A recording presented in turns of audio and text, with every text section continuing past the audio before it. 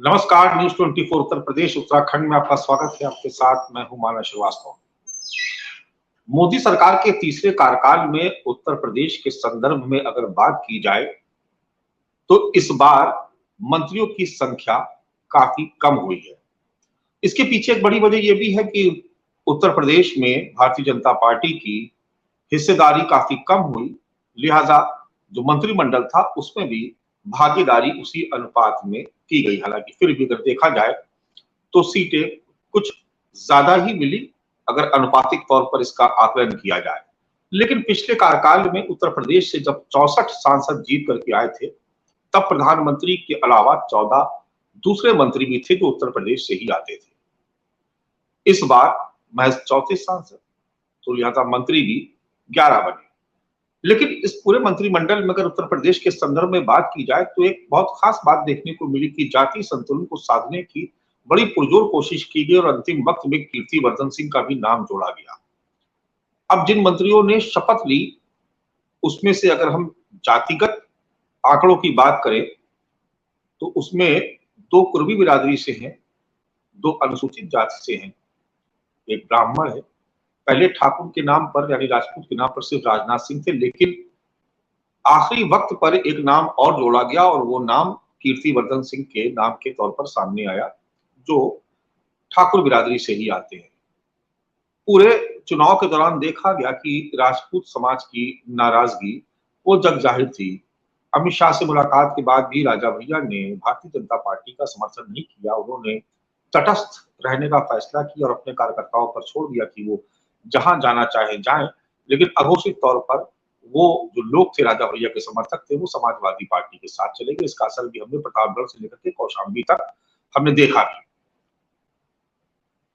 तो पिछड़ा, दलित और अल्पसंख्यक जो ये पीडीए का फार्मूला अखिलेश यादव का था, उसके जवाब में जो दूसरा पीडीए लेकर के भारतीय जनता पार्टी आई उसमें पिछड़े, दलित और अगड़े यानी इनके बीच एक बैलेंस, एक संतुलन बनाने की कोशिश की गई। अगर इस तरीके से देखा जाए तो उसमें पिछड़ी बिरादरी के अगर देखा जाए तो 4 से 5 उसमें आते हैं सदस्य, दलित बिरादरी से 2 आते हैं और सवर्ण समाज को अगर हम जोड़ जिसमें 2 ठाकुर भी है, ब्राह्मण भी है, तो एक अनुपात बनाने की कोशिश की गई।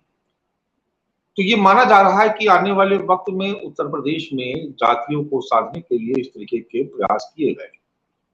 ये प्रयास भविष्य में कितने कामयाब होंगे या नहीं होंगे, ये तो आने वाला वक्त ही तय करेगा। लेकिन जो प्रयास बीजेपी ने किया वो साफ तौर पर नजर आता है। तो चलिए आज इस चर्चा की शुरुआत करते हैं और हमारे साथ विभिन्न सियासी दलों के जो स्पोक्स पर्सन है वो मौजूद है। उनके साथ इस चर्चा को आगे बढ़ाते हैं। ऋचा राजपूत जी भारतीय जनता पार्टी से यहाँ पर हमारे साथ मौजूद हैं, इस डिबेट में शिरकत कर रही है। ऋचा राजपूत जी लग रहा है फिर ट्रेवल कर रही हैं हमारे साथ। लेकिन आप लोगों की बातें ज्यादा आवश्यक है।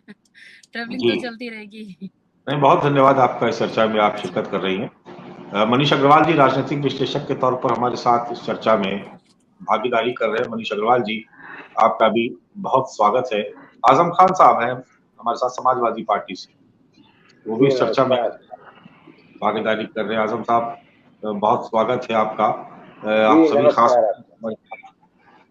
कीजिए जुड़ रहे। तो ऋचा राजपूत जी आप ही से शुरुआत करते हैं। अनु पासवान जी भी हमारे साथ कांग्रेस पार्टी से है, वो भी चलिए हमारे साथ कनेक्ट हो गई वो भी। नमस्कार अनु पासवान जी, बहुत समय के बाद चर्चा में आपकी भागीदारी हो रही है। जब हम लोग पहले चर्चा कर रहे थे अनु पासवान जी, उस वक्त तो इंडिया गठबंधन की हालत बहुत खराब थी, खासतौर से कांग्रेस की, लेकिन अच्छा जंप आप लोगों ने लिया उत्तर प्रदेश में। इस बार चेहरे की मुस्कुराहट बता रही कि नतीजों से काफी प्रसन्न है आप। तो चलिए पहले, क्योंकि आज ऋचा राजपूत जी से शुरुआत करते हैं। ऋचा जी, जो एक संतुलन जातियों का बनाने की कोशिश की आपने पीडीए के जरिए, यानी पिछड़ा, दलित और अगड़ा, तो जिस वक्त भारतीय जनता पार्टी इन नामों को तय कर रही थी उस वक्त निश्चित तौर पर जहन में रहा होगा कि एक ठाकुर बिरादरी से एक और जोड़ लो, क्योंकि उत्तर प्रदेश में राजपूत लोगों की नाराजगी बहुत खुलकर के सामने आई। जी, बहुत बहुत धन्यवाद इस बैठक से मुझे जोड़ने के लिए।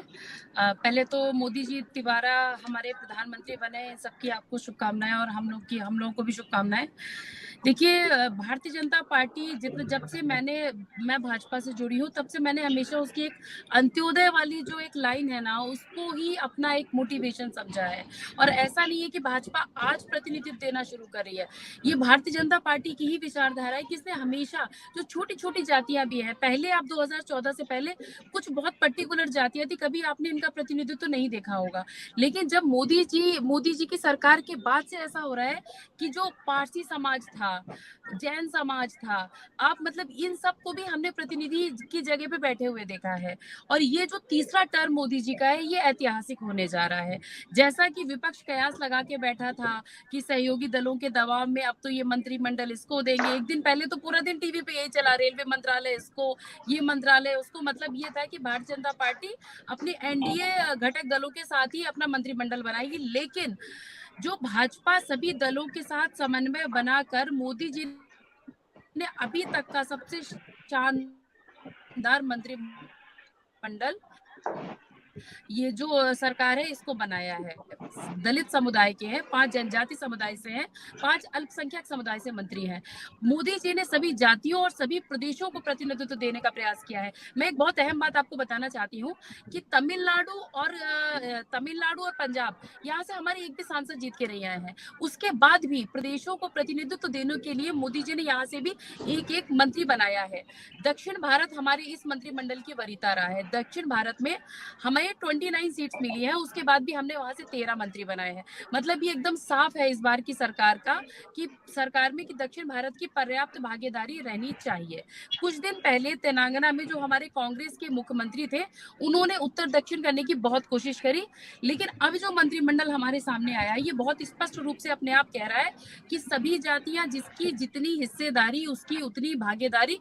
मुझे लगता है इस मंत्रिमंडल से ज्यादा आपको उदाहरण नहीं देखने को मिलेगा। उसके साथ साथ जो हमारा सहयोगी घटक है, जिसने हमें 53 सांसद दिए हैं, उसके हमने 11 मंत्री बनाए हैं।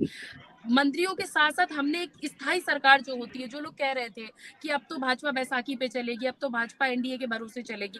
आप सोचिए कि कितना शानदार समन्वय है कि मोदी जी ने जिस तरीके से एनडीए के में सारी जातिगत समीकरण स्थापित करके उनको मंत्रालय दिया कि कहीं से भी एक चू की आवाज नहीं आई है।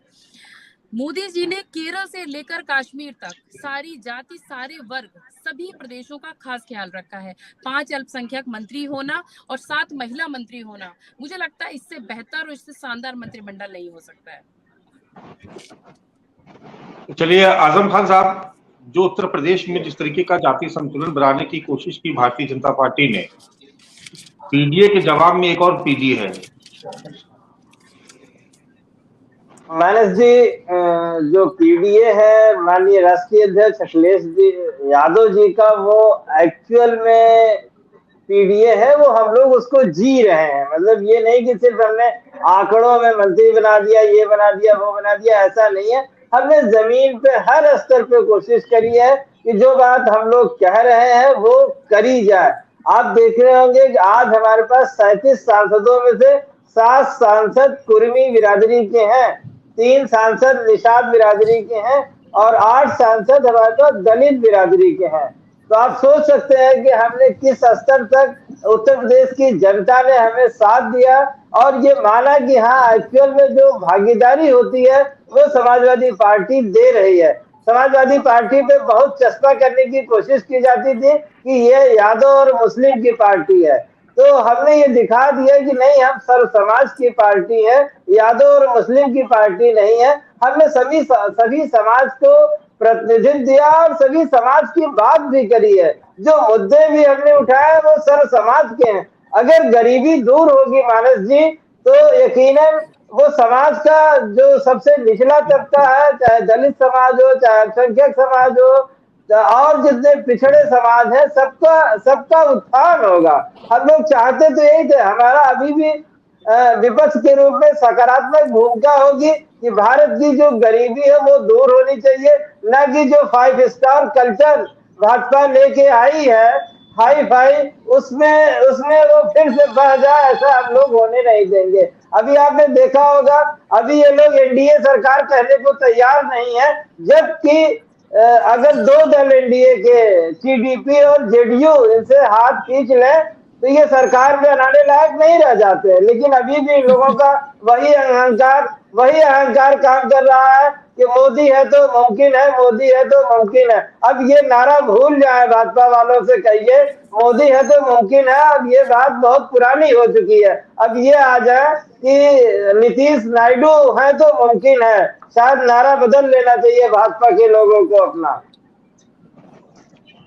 चलिए अनु पासवान जी आपके पास आते हैं। अनु जी, इस बार 1 से 6 सीटें, आप पिछली बार 1, इस बार 6, एक बड़ा उछाल तो आया है, लेकिन जिस तरीके से जातियों को लेकर के आप लोगों ने रणनीति बनाई, और इसी खबर है कि भी इसको लेकर के भी आप लोग और एक्टिव होने जा रहे हैं। लेकिन भारतीय जनता पार्टी ने भी देखा आपने कि किस तरीके से मोदी सरकार के इस तीसरे कार्यकाल में जो जातीय संतुलन, एक सामंजस्य स्थापित करने की कोशिश की। आपको लगता है कि आने वाले वक्त में इसका एक बड़ा लाभ जरूर भारतीय जनता पार्टी को मिलेगा, और ये भी कहा जा रहा है कि जो गलतियां हुई उसको सुधारने का भी वक्त आ गया है। तो ऐसे में अभी आपको लगता है कि चैलेंजेस और भी सामने आने वाले हैं? सबसे पहले आप सभी लोग को नमस्कार, न्यूज 24 के सभी दर्शकों को मेरा नमस्कार। देखिए मानस जी, एक चीज तो मैं ये जरूर कहना चाहूंगी कि इंडिया गठबंधन की जो सकारात्मक कोशिशें 2024 के लोकसभा चुनाव में थी, जिस तरह से लगातार इंडिया गठबंधन, माननीय राहुल गांधी जी, माननीय अखिलेश यादव जी लगातार जातीय जनगणना की बात कर रहे थे, और जो नारा उस समय पूरे चुनाव के दौरान पूरे अपनी जनसभाओं में जो नारा दे रहे थे, जिसकी जितनी संख्या भारी उसकी उतनी भागीदारी। तो अभी आपने भी सुना होगा कि अब तो भाजपा के लोग भी ये बोलने पे मजबूर हो गए हैं, क्योंकि जब जिस समय मुझे बहुत अच्छे से बखूबी याद है कि जब राहुल गांधी जी जातीय जनगणना की बात लेके आए थे, तो भाजपा के लोग लगातार उनके ऊपर टिप्पणी कर रहे थे कि ये जाति की राजनीति करने की प्रयास कर रहे हैं, भारत को जातियों में बांटने का प्रयास कर रहे हैं। और मोदी जी ने तो कई सारे राज्यों में जाके ये बात कह भी दी कि हमारे लिए सबसे बड़ी जाति जो है वो है गरीबों की जाति, और उसके अलावा हमारे लिए कोई जाति मान्य नहीं रखती है।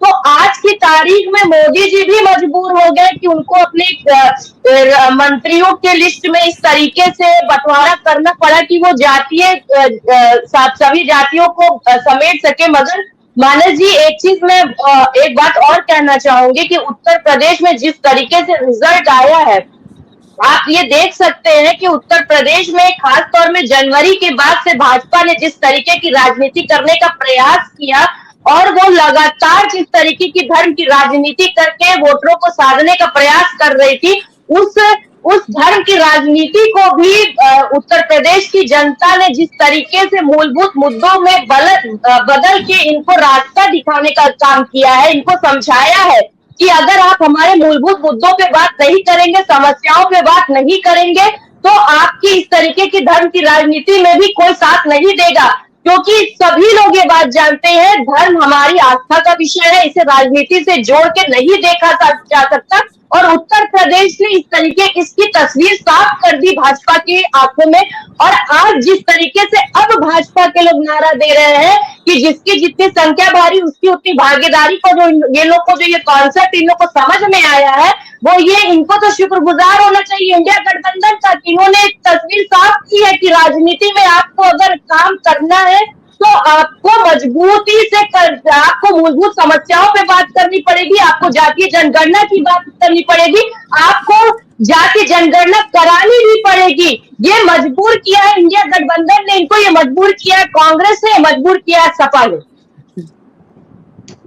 चलिए मनीष अग्रवाल जी, जो आंकड़े हम देख रहे हैं जो इस चुनाव के, उसमें हम देख रहे हैं कि बहुत करीब से टक्कर देने की कोशिश की है, खास तौर से पिछड़ी और अगड़ी जातियों को लेकर के जो होल्ड बनाया इंडिया गठबंधन ने, उसकी वजह थी कि लगभग अगर हम ब्राह्मण मतों की ही बात करें तो ब्राह्मण लोगों की बात करें तो कांग्रेस से 2 ब्राह्मण जीत करके आए और भाजपा से 8, समाजवादी पार्टी से भी 1 ब्राह्मण जीत के आए हैं, ठाकुर बिरादरी से भी समाजवादी पार्टी के 2, भाजपा से 5। तो ये जो कहा जा रहा है कि खास तौर से जो पिछड़े वर्ग में और दलित वर्ग में जिस तरीके की सेंधमारी इंडिया गठबंधन की तरफ से की, खास तौर से उसमें हम कुर्मी बिरादरी की बात करें, जो भारतीय जनता पार्टी के साथ बड़ा मजबूती से रहता था, इस बार वो भी छिटक गया। क्या यही वजह है कि जो कल उत्तर प्रदेश से जिन लोगों ने मंत्री पद की शपथ ली, उसमें अनुसूचित जाति से 2, कुर्मी से अकेले 2 मंत्री बनाए गए? तो आपको लग रहा है कि एक संतुलन बनाने की कोशिश की जा रही है? लग रहा है कि जो लोग छिटक गई, जो जातियां, उनको मंत्रिमंडल में स्थान देकर के कम से कम उनको पार्टी से जोड़े रखा जाए? और खास तौर से जो ठाकुरों की नाराजगी थी राजपूत बिरादरी की, आपने देखा कि एकदम लास्ट मोमेंट पे कीर्तिवर्धन सिंह का नाम उसमें जोड़ दिया गया। यानी 5 ठाकुर जीते बीजेपी से, जिसमें से 2 ठाकुरों को मंत्रिमंडल में स्थान दिया गया। मानस जी देखिए, ये तो मुझे लगता है ये तो कोशिश है, क्योंकि 2014 में जो बीजेपी ने यूपी में सोशल इंजीनियरिंग करी थी, 2024 में वही सोशल इंजीनियरिंग अखिलेश यादव जी की और कांग्रेस पार्टी की कामयाब होती दिखी चुनावों में। और मंत्रिमंडल की संरचना जब कभी भी होती है, सारी जातियों का उसमें ध्यान सारी पार्टियां रखती हैं, ऐसा पीछे भी दिखता आया है। यूपी को आप इग्नोर नहीं कर सकते, क्योंकि यूपी सबसे बड़ा राज्य है, सबसे ज़्यादा प्रतिनिधित्व उसी का होता है। इसलिए भाजपा ने भी इसकी पोजीशनिंग करी है कि कैसे जातिगत समीकरणों को इसमें मैच करा जाए, लेकिन भाजपा को अभी इसमें बहुत काम करना पड़ेगा। जो पीडीए या सोशल इंजीनियरिंग इस बार कांग्रेस की, और मैं कांग्रेस की ज्यादा नहीं कहूंगा, सपा की कामयाब हुई है। कांग्रेस तो सिर्फ रायबरेली और अमेठी तक ही सीमित है यूपी में, बाकी 4 सीटें जो हैं वो भी समाजवादी पार्टी की ही देन है कांग्रेस को। समाजवादी पार्टी का जमीन पे जो कैडर था वो एकजुट होकर चुनाव लड़ रहा था। लेकिन हम लोग इन सारे डिस्कशंस में एक चीज को जो अभी तक ला नहीं पा रहे, मायावती जी के जो वोटर की टैक्टिकल शिफ्टिंग है यूपी में, असली कारण वो है ये रिजल्ट्स में शिफ्ट होने का। सबके अपने कोर वोटर्स इंटैक्ट थे, लेकिन मायावती जी के दलित वोटर ने, एक तो आरक्षण का मुद्दा जो है, दलित आरक्षण का और संविधान बदल जाने का मुद्दा उसने अपने दिल तक लिया है। वो बाबा साहब को इसका कस्टोडियन मानता था, उसे ये लगा कि इसमें क्या बदलाव होने जा रहा है, क्या होने जा रहा है। और दूसरे, मायावती जी को वो प्रदेश और देश में एक विकल्प के रूप में उभरता हुआ नहीं दिख रहा था, तो उसके मन में कहीं ना कहीं ये आया कि हम वोट उस पार्टी को दें जो हमारी चीजों को आगे तक पहुंचाएगी या पहुंचाने की कोशिश कर सकती है।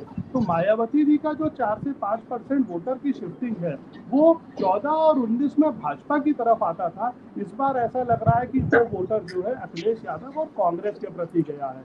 अगर आप पीडीए की बात करते हैं, तो पीडीए की सोशल इंजीनियरिंग जो है 24 के चुनावों में अच्छी हुई। कैसे प्रतिनिधित्व से टिकट दिया गया, अखिलेश यादव का निर्णय अच्छा रहा कि उन्होंने 5 यादवों की टिकट अपने ही घर में दिए। जब सब जीत के आते हैं तो उस निर्णय की तारीफ करी जाती है, लेकिन हमें ये भी देखना होगा कि इस देश ने माननीय प्रधानमंत्री जी को फिर से एंडोर्स करा है एक बार प्रधानमंत्री पद के लिए। आप देखिए कि जितनी सीटें गठबंधन की कुल सीटें हैं, उससे ज्यादा सीटें सिर्फ भाजपा की हैं। अब भाजपा सिर्फ नॉर्थ की पार्टी नहीं रही है, भाजपा पूरे देश की पार्टी हो गई है। उसके पास उड़ीसा में एक पूर्ण बहुमत की, 2/3 बहुमत की सरकार है, जहां अभी तक कोई और शासन अच्छे से नहीं कर पाया था। केरला में सीट है, तेलंगाना में उन्होंने अच्छा परफॉर्म करा है, जबकि अभी कांग्रेस वहां पे एक बड़ी अच्छी जीत लेके आई थी। कर्नाटका में विधानसभा चुनाव जीतती है, लेकिन लोकसभा चुनावों में भाजपा को वहां पे जनता पसंद करती है। तमिलनाडु में 18 से 19% वोट मिला है। राजनीतिक समीकरण यूपी में अच्छे से फिट नहीं हो पाए। इस चीज का भाजपा को इंट्रोस्पेक्शन जरूर करना पड़ेगा। उन्हें देखना पड़ेगा कि क्या कैंडिडेट्स में समस्या थी। अगर एंटी इनकम्बेंसी प्रधानमंत्री जी की होती तो पूरे देश में होती, सिर्फ उत्तर प्रदेश में नहीं होती। उत्तराखंड में एंटी इनकम्बेंसी नहीं है केंद्र सरकार की, 5 में से 5 आती हैं। दिल्ली में एंटी इनकम्बेंसी नहीं है, 7 में से 7 आती हैं। मध्य प्रदेश में एंटी इनकम्बेंसी नहीं है, 29 में से 29 आती है। तो ये आकलन सिर्फ उत्तर प्रदेश की भाजपा को करना पड़ेगा कि कहाँ पे समस्या है। क्या कैंडिडेट सिलेक्शन में समस्या है, क्या कार्यकर्ता नीचे निराश था, क्या कार्यकर्ता तक वो लोग पहुंच नहीं पाए, अपनी बात नहीं समझा पाए, विपक्ष ने अपनी बात अच्छे से समझाई। अखिलेश यादव जी की इस चुनाव में एक तारीफ करनी चाहिए कि हाँ, उन्होंने पीछे की जो हार थी उनका अच्छा जवाब दिया है। वो हमें लगता है कि सिर्फ शायद 2009 में 38 सीटें थी सपा की, उस बार के बाद की सबसे अच्छी जीत है। लेकिन एक ये भी मुश्किल है कि वो उस समय भी सरकार का हिस्सा नहीं बन पाए, इस बार भी सरकार का हिस्सा नहीं बन पाए। लेकिन अखिलेश यादव जी की कोशिश अच्छी थी। कांग्रेस के पास अभी उतना अच्छा कैडर डेवलप नहीं है। ये समाजवादी पार्टी की जीत है मोर और लेस, और अगर भाजपा इसका इंट्रोस्पेक्शन नहीं करती तो 27 के लिए मुश्किल होगी। जातियों का समीकरण हमेशा हावी रहता है। 14 और 19 में लगा था कि ये चुनाव शायद जातियों के समीकरण से बाहर निकल आए, लेकिन अब ऐसा प्रतीत नहीं होता है। सब पार्टियों को वही सोशल इंजीनियरिंग करनी पड़ेगी। 22 में वही राजभर जी समाजवादी पार्टी के साथ होते हैं तो उसका क्या इम्पैक्ट होता है। 24 में वो भाजपा के संग आ जाते हैं तो वो अपनी एक सीट भी नहीं जीत पाते। निषाद जी अपनी एक सीट भी नहीं जीत पाते। तो क्या जमीन पे ये सोशल इंजीनियरिंग चल नहीं रही है? लोग अब अलग मुद्दों पे चुनाव दे रहे हैं, वोट दे रहे हैं। लोग उन मुद्दों पे वोट दे रहे हैं जिन पे वो देना चाहते हैं। यूपी में भाजपा के लिए ये विचारणीय प्रश्न है और उन्हें जरूर इस पे विचार करना चाहिए। चलिए ऋचा राजपूत जी के पास एक बार फिर से आते हैं। ऋचा जी, जो हम अभी देख रहे हैं, जो डाटा एनालाइज करने की मैं कोशिश कर रहा हूँ, उत्तर प्रदेश में लोकसभा से ब्राह्मण और कुर्मी इन दोनों की बराबर की भागीदारी है, और जबकि ठाकुर और पासी ये दो बड़ी महत्वपूर्ण बिरादरी है, ये दूसरे स्थान पर ही 5 मुस्लिम जीत के, अगर सभी सियासी दलों के परिप्रेक्ष्य में हम बात करें। लेकिन जो आंकड़ा ये सामने आया उसमें ये कहा गया कि जो बीजेपी का जो कोर वोट बैंक है, जिसमें पासी, निषाद और कुर्मी ये तीनों बड़े महत्वपूर्ण वोट बैंक थे, आपके साथ 2014 से लगातार आपके साथ जुड़े हुए थे, ये इस बार छिटक गया। और यही वजह थी कि बहुत बड़ी संख्या में आपको सीटें गंवानी पड़ी और अपेक्षा से कहीं ज्यादा समाजवादी पार्टी और कांग्रेस जीत के आ गई। जी देखिए, ये बात तो सही है कि कहीं ना कहीं कुछ जातियों में कुछ इसको इनकम्बेंसी बोल लीजिए या फिर हम उनको उस लेवल तक समझा नहीं पाए, ये सब चीजें कही जा सकती है क्योंकि परिणाम हमारे पक्ष में नहीं है। मतलब लेकिन एक ही बात सोचने वाली है कि तीसरी बार लगातार खराब प्रदर्शन करने के बाद कांग्रेस और तीसरी बार हम लोग अच्छा प्रदर्शन करने के बाद भारतीय जनता पार्टी, दोनों लोग ही अपनी अपनी जगह खुश हैं। लेकिन हाँ, ये भी एक बात है कि उत्तर प्रदेश में जो रिजल्ट आया ये हम लोगों की सोच से कहीं परे था।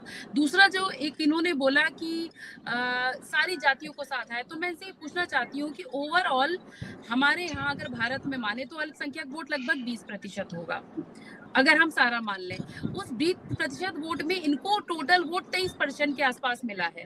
आप मुझे एक बात बताइए कि क्या एक अल्पसंख्यक जिसने हमें वोट नहीं दिया, ये तो देखिए आप भी मानते हैं मेरे सामने, मुझे लगता है रामपुर से बेहतर उदाहरण आपको नहीं दिख सकता है, जो पूरा मुस्लिम गांव था, लेकिन एक भी मुझे लगता है कि वहां से तो भाजपा का बूथ अध्यक्ष तो मुस्लिम होगा।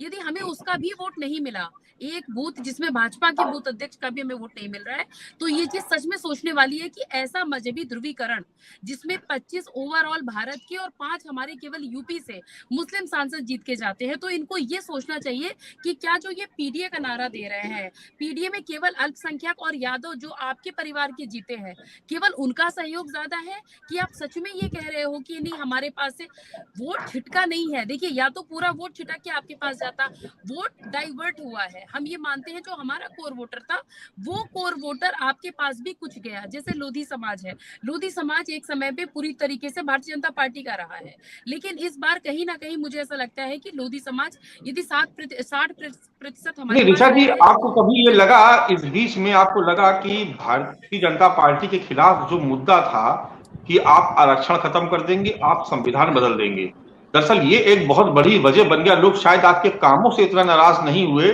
जितना इस बात से भयभीत हो गए कि अगर आपकी सरकार, जो 400 पार का नारा दिया आपने, उसी को ही इंडिया गठबंधन ने हथियार बनाया और ये कहा कि 400 का मतलब संविधान बदला जाएगा, आरक्षण खत्म किया जाएगा। अच्छा मानस जी, मैं आपसे एक चीज पूछना चाहती हूँ। जब ये संविधान बदलने की बात हुई थी, मैं मानती हूँ कि हमारे यहाँ के ही कुछ नेताओं से ये गलती हुई, उन्होंने कुछ चीज अति उत्साह में आके बोल दी।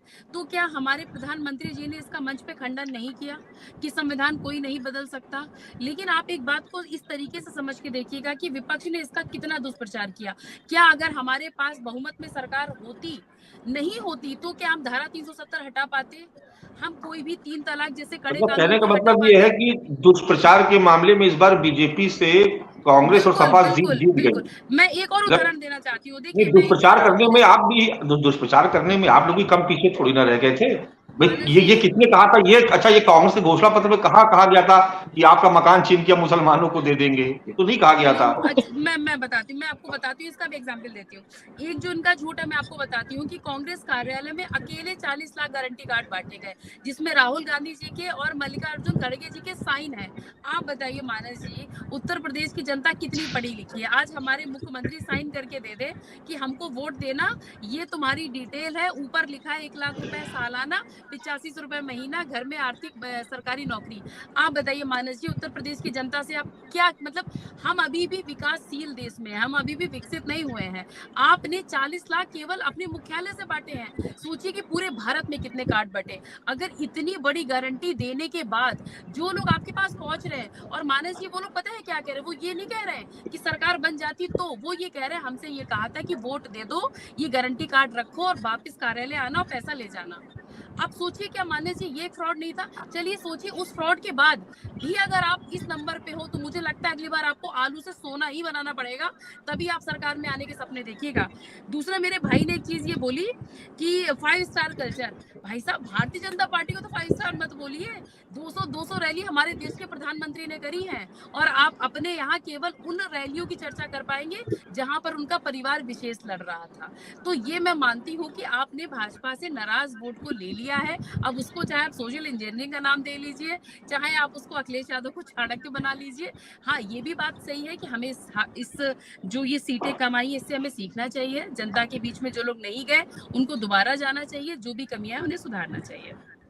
अनु जी, आपने तो वही काम किया, अगर हम ऋचा जी की बात माने, आपने वही काम किया जो बीजेपी कर रही थी 2014 में कि हम 2 करोड़ रुपए हर साल रोजगार दे देंगे।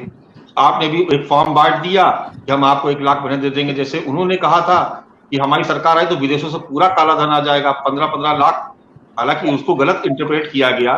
उन्होंने ये नहीं कहा था हम 15 लाख हर खाते में देंगे, उन्होंने कहा था कि हम विदेशों से इतना काला धन ले आएंगे कि हर व्यक्ति के पास 15 लाख हर परिवार तक पहुंच सकता है। ये उनका वो था, जिसको बाद में आपने 10 सेकंड लूंगी केवल, बस ये पूछना चाहती हूँ, जो इन्होंने बोला कि भाजपा ने झूठ बोला, ये जो रामपुर का उदाहरण दे रही हूँ, जो 535 गांव है, एक प्रधानमंत्री आवास का लगभग 3 लाख की किस्त आती है। ये आपको भी पता है, मुझे भी पता है। आप एक बार 535 को आप 3 लाख से गुणा करिएगा और उसमें 5 लाख का आयुष्मान कार्ड भी जोड़िएगा, तो आप देखिए जो चीज हम डिलीवर कर चुके हैं उसको आप एकदम झूठ का जाल नहीं बना सकते हैं। हाँ, ठीक बात है। हाँ, जी बिल्कुल नहीं, आपने सही कहा। मतलब वो एक तरीका अलग था, जब आप जनता के बीच वोट मांगने जाते हैं तब आपकी भाषा कुछ और होती है, और जब आप सरकार बना चुके होते हैं तब उसमें बाकी चीजों को जोड़ा जाता है कि अब उसको हम किस तरीके से मैनेज करें अपने इन बयानों को, उसके फिर अलग अलग तरीके से उसकी चीजें उसमें सेट की जाती है। लेकिन अनु जी, सवाल यही है कि इस बार आपने बिल्कुल बीजेपी के अंदाज में ही बैटिंग की। आपने भी फॉर्म बांटने में और गारंटी देने में कोई कसर नहीं। अगर मोदी जी कह रहे कि मेरी गारंटी है, तो राहुल गांधी भी गारंटी देने में पीछे नहीं रहे, बांट दी आप लोगों ने फॉर्म। अब लाइन लगी। देखिए मानस जी, नहीं मानस जी, पहली बात एक चीज मैं बहुत स्पष्ट तौर पे कह दूं कि जितने भी मैनिफेस्टो और गारंटी कार्ड पे जो भी बातें कही गई थी वो पहले से ही कर्नाटक सरकार में फॉलो की गई थी, और इस वजह से उनको इस गारंटी और मैनिफेस्टो कार्ड में रखा गया था। और रही बात की उनके साइन या क्या मैनिफेस्टो में जो उसके गठबंधन के जो लोग रहते, क्या उनके साइन उस मैनिफेस्टो पे नहीं रहता है? और दूसरी बात कि अगर मैं ये को कहना चाहूंगी कि भाई जो लोग कहते खुले मंच से कि कांग्रेस उनका मंगलसूत्र छीनने को तैयार हो जाएगी अगर वो सरकार में आ गई, और अमित शाह जी तो जाके 5 राज्यों का जो विधानसभा था तो वहां पे जाके उन्होंने मध्य प्रदेश में तो जाके ये भी कह दिया था कि आप लोग 3 दिसंबर को हमको वोट दो और हम आपको राम मंदिर के मुफ्त में दर्शन करवाएंगे। तो मुझे लगता है कि बीजेपी ने तो उन 5 विधानसभाओं में भी अपना मौका नहीं छोड़ा इन चीजों को भुनाने का, जो कि वो नहीं कर पाए। उनको लगा था कि हमेशा ये जो काम करने की कोशिश करते हैं, अगर ये एक जगह इसमें सक्सेसफुल हो जाते हैं तो वो हमेशा हो जाएंगे। और इसी को सबसे ज्यादा इनको मुंह की खानी पड़ी कि जब उत्तर प्रदेश की जनता युवा नौकरी मांग रहे थे, लखनऊ प्रयागराज से सड़कों को घेरने का काम कर रहे थे कि हमको रोजगार दो, हम युवा हैं, हमें नौकरियां दो, तो ये सीधे और कूद जा रहे थे अयोध्या पे। और अब आप खुद देख लीजिए ना कि सिर्फ अयोध्या की ही नहीं, अयोध्या के आसपास की सभी सीटों से इनको हारना पड़ा। अगर ये कहना चाहते हैं कि जिस तरीके का झूठ कांग्रेस कभी भी कहीं पर भी आप चाहे राहुल गांधी जी के कोई भी स्पीच उठा लीजिए, उन्होंने अपने एक भी स्पीच में कहीं पर भी कहीं ये नहीं कहा कि भैया हम तुमको हवाई 2 करोड़ नौकरियां दे देंगे, हम काला धन लेके आ जाएंगे। उन्होंने वही मूलभूत मुद्दों की बात की। उन्होंने अग्निवीर जैसी घटिया योजना की बात उठाई, जिससे युवा वाकई पीड़ित थे, जिसका परिणाम इनको उत्तर प्रदेश में झेलना पड़ा फोटो के द्वारा।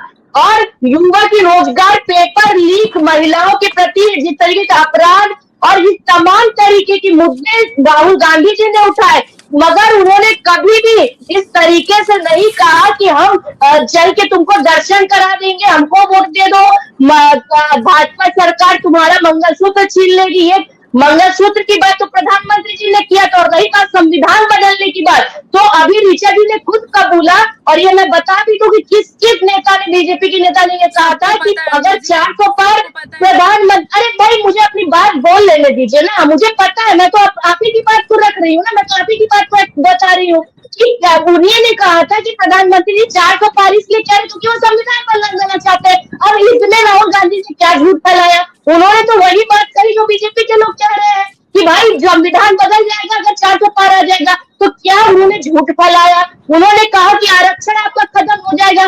जाहिर सी बात है, जब आप बीजेपी हर जगह प्राइवेटाइजेशन, आउटसोर्सिंग, गेस्ट फैकल्टी जैसी बार बार सुविधाएं लेके आ रही है, सारी सरकारी तंत्रों को खत्म कर दे रही है, तो आरक्षण बचा ही कहाँ है? आज की तारीख में भी मैं तो खुले मंच पे कह रही हूँ कि आरक्षण आज भी नहीं कहीं पे लागू हो रहा है, क्योंकि सब जगह तो आउटसोर्सिंग हो गया है, सारी सरकारी चीजों को तो प्राइवेटाइजेशन कर दिया गया है। तो कहाँ यहाँ पे कांग्रेस गलत थी? ना कांग्रेस यहाँ पे झूठ बोली कि संविधान बदल जाएगा क्योंकि ये बीजेपी के लोगों ने कहा था, और ना तो कांग्रेस ने यहाँ झूठ कहा कि आरक्षण आपका खत्म हो जाएगा क्योंकि वो ऑलरेडी खत्म हो ही चुका है, ना तो कांग्रेस ने ये झूठ कहा कि अग्निवीर जैसी योजनाओं ने युवाओं की रोजगार छीन लिया, युवाओं का हमारे सुरक्षा तंत्र को नुकसान पहुंचाया, क्योंकि ये खुद युवाओं ने सड़क पे उतर के धरना प्रदर्शन करके इसका विरोध प्रदर्शन किया था।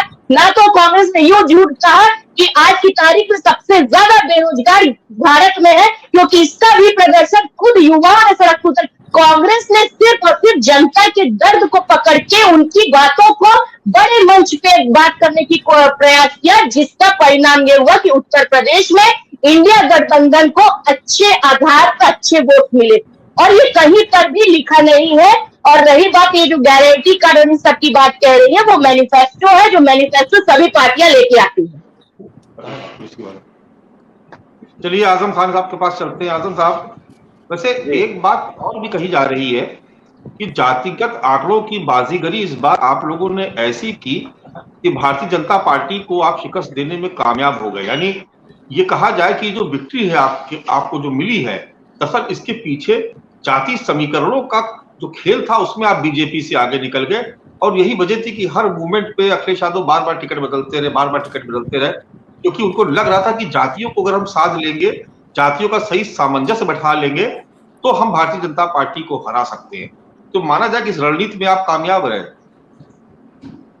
मानस जी, यकीनन राष्ट्रीय अध्यक्ष अखिलेश यादव जी की जो पीडीए की अवधारणा थी वो सफल रही, लेकिन सिर्फ ये नहीं आप कह सकते हैं कि पीडीए की अवधारणा की वजह से ही कहीं न कहीं उत्तर प्रदेश की अगर आप बात करेंगे तो anti BJP, anti Modi, anti Yogi wave थी, आप उसे इनकार नहीं कर सकते हैं। अगर आप नहीं तो इनका आप ये कहते कि उस लहर में आप चले गए, दरअसल आपका अपना कोई उसमें पराक्रम नहीं था, आप नहीं, मैं ये नहीं कह रहा, सुनिए तो थी। उसकी वजह क्या है? उसकी वजह इन लोगों को जो तानाशाही थी, किसी की बात सुनते नहीं थे। विपक्ष जब कोई बात करता था, विपक्ष ने बार बार कहा कि भाई अग्निवीर व्यवस्था युवाओं के लिए सुटेबल नहीं है, ऐसी व्यवस्था नहीं होनी चाहिए। हम 5 साल के लिए सांसद चुनते हैं, लेकिन 4 साल के लिए हम सैनिक चुनेंगे, सैनिक बनाएंगे, और सांसद को पेंशन दी जाएगी लेकिन सैनिक को पेंशन भी नहीं दी जाएगी। ये कहाँ से हजम होने वाली व्यवस्था थी? कहीं से हजम नहीं हो रही थी। और दूसरी बात, जो किसानों की लगातार समस्याएं थी, उनकी समस्याएं बढ़ती जा रही, उनका कर्ज बढ़ता जा रहा है, ये सब मुद्दे थे। आजम साहब, आपको लग रहा है कि राजनीति में एरोगेंसी बहुत बढ़ गई है पिछले कुछ समय से? अगर देखा जाए तो अगर सरकार एरोगेंट हो गई है तो एरोगेंसी तो आप पे भी नजर आती है। हमने तमाम जगहों पे देखा, चाहे वो राहुल गांधी रहे हो या अखिलेश यादव जी रहे हो, अभी अखिलेश यादव जी का एक बड़ा वायरल हो रहा था ट्विटर पे, तमाम सोशल मीडिया पर, जिसमें किसी पत्रकार को करते कि तुम्हारा ठीक से इलाज कर देंगे। हमने देखा कि वो इलाज करना पड़ेगा। हाँ, तमाम मंचों पे मैंने देखा कि राहुल जी भी बोलते रहते हैं कि ये पत्रकार कौन है, ये किसका, तुम्हारा मालिक कौन है, तुम किस बिरादरी के। ये जो एरोगेंसी जो है, दरअसल खाली बीजेपी मानस जी ये एरोगेंसी नहीं है, बल्कि मानस जी ये एरोगेंसी नहीं है, बल्कि कुछ पत्रकार और कुछ मीडिया हाउसेस कुछ ज्यादा भाजपा की चाटुकारिता करने लगे हैं। हम ये नहीं कह रहे कौन कर रहा कौन नहीं कर रहा,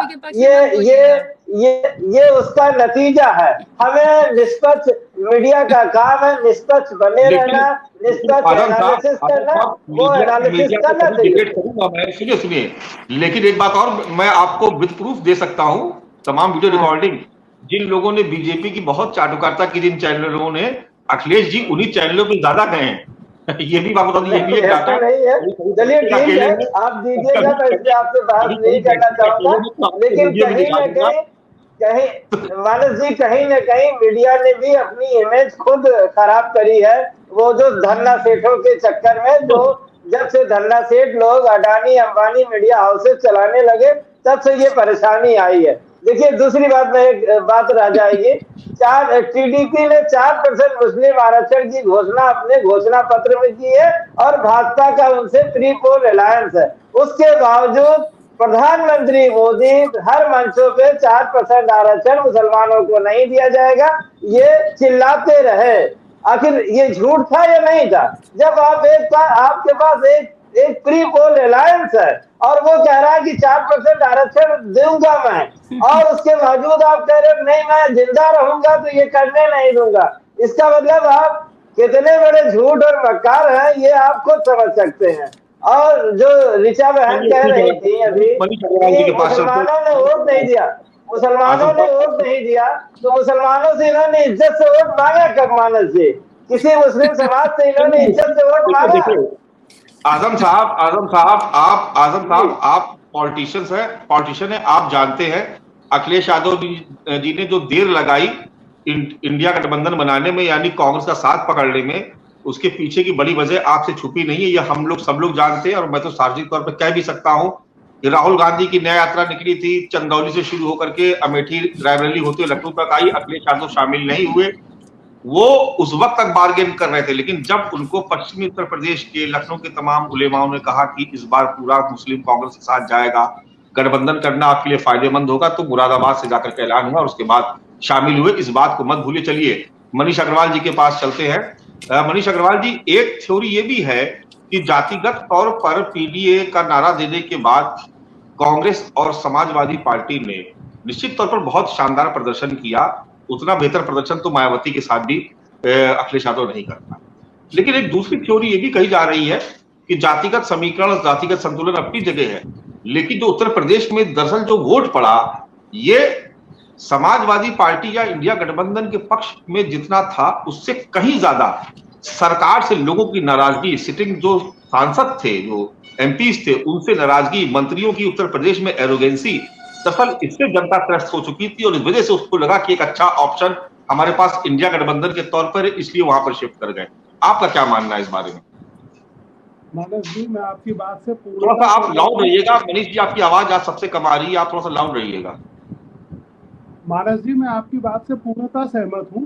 आप सही कह रहे हैं, ये भाजपा के कैंडिडेट्स की एंटी इनकम्बेंसी थी। यूपी में कैंडिडेट्स में बदलाव लाना चाहिए था, जो भाजपा नहीं ला पाई, उनके विरोध का वोट था। दूसरी चीज जो आपने अखिलेश यादव और राहुल गांधी के गठबंधन के लिए बोली, आप बिल्कुल सही कह रहे हो। मुस्लिम वोटों का बाइफरकेशन ना हो, अंततः ये निर्णय इसीलिए लिया गया कि वो वोट बाइफरकेट ना हो, एक तरफ होके पड़े, और उसी से ये असाधारण जीत उत्तर प्रदेश में आई है। लेकिन मैं थोड़ा सा यह चीज भी समझने की कोशिश करता हूँ कि कांग्रेस ने जो मुद्दे उठाए यूपी के चुनाव में, वो कांग्रेस को ये लगता है यहाँ पे हिट कर गए, सक्सेसफुल हुए। लेकिन क्या कांग्रेस प्रदेश की पार्टी है? जब उन्होंने राष्ट्रीय स्तर पे, उनके नेता ने ये मुद्दे जाके और राज्यों में उठाए, तो ये वहां पे हिट क्यों नहीं करे? इसका मतलब ये मुद्दे राष्ट्रीय मुद्दे नहीं थे, तभी ये और राज्यों में हिट नहीं करे, आसपास के राज्यों में हिट नहीं करे जहां बीजेपी को असाधारण बहुमत मिला है। तो विपक्ष को, खासकर कांग्रेस को, ये जरूर सोचना पड़ेगा कि आगे के चुनावों में उनके पास राष्ट्रीय मुद्दे होने चाहिए। अगर वो ये जातिगत समीकरणों से 1 या 2 चुनाव जीत लेंगे, इससे नैरेटिव नहीं बदलेगा। उन्हें ये देखना होगा कि वो अपनी प्रचंड जीत के बाद भी बाहर हैं और भाजपा अपनी यूपी में सबसे शर्मनाक हार के बाद भी आज केंद्र सरकार में है, वो बदलाव नहीं कर पाए। उनके गठबंधन भी उतनी सीटें नहीं ला पाए। एक बच्चा जो फेल हो रहा था, अगर वो गुड सेकंड आके अपने आप को ये मान रहा है कि मैंने बहुत अच्छा प्रदर्शन करा, और जो 95% मार्क्स ला रहा था वो अगर 70% लाके फेल माना जा रहा है, तो ये सोचने का विषय है। आप प्रदेश के मुद्दे, आपके मुद्दे यहाँ क्यों एक्सेप्ट हुए, वहां क्यों नहीं हुए? इसलिए नहीं हुए कि ये यूपी में भाजपा के स्टेट नेतृत्व का, कैंडिडेट के सिलेक्शंस का, कार्यकर्ताओं के जमीन पे न जाने का फेलियर था। और जगह उन लोगों ने, सबने मिलकर वो मेहनत करी, तो वहां वो मुद्दे नहीं चल पाए। बेरोजगारी राष्ट्रीय मुद्दा होना चाहिए था, आरक्षण राष्ट्रीय मुद्दा होना चाहिए था, संविधान राष्ट्रीय मुद्दा होना चाहिए था। वो सिर्फ उत्तर प्रदेश का मुद्दा। चलिए मनीष अग्रवाल जी, संपर्क टूट गया, लेकिन आप सभी खास मेहमानों का बहुत बहुत धन्यवाद। वैसे भी समय पूरा हो गया था। ऋचा राजपूत जी बहुत धन्यवाद आपको, अनु जी बहुत धन्यवाद आपको, आजम खान साहब आपको भी बहुत धन्यवाद, और मनीष अग्रवाल जी। ये बात भी बिल्कुल सही है कि मुस्लिम मतों का जो ध्रुवीकरण इंडिया गठबंधन के पक्ष में हुआ, उसने मायावती को भी ये कहने पे मजबूर कर दिया कि आने वाले वक्त में वो मुस्लिम उम्मीदवारों को टिकट देने से पहले बहुत विचार करेगी, क्योंकि मुस्लिम मतों की एकजुटता ने इस बार उत्तर प्रदेश में इंडिया गठबंधन को 43 सीटों तक पहुंचा दिया, जो अपने आप में बिल्कुल अद्भुत है और इससे पहले कभी नहीं हुआ, तो कह सकते हैं कि अभूतपूर्व भी है। चलिए आज से चर्चा को ही विराम देते हैं। कल फिर किसी नए विषय के साथ आप सभी के सामने फिर से हाजिर होंगे। तब तक के लिए इजाजत दीजिए। नमस्कार।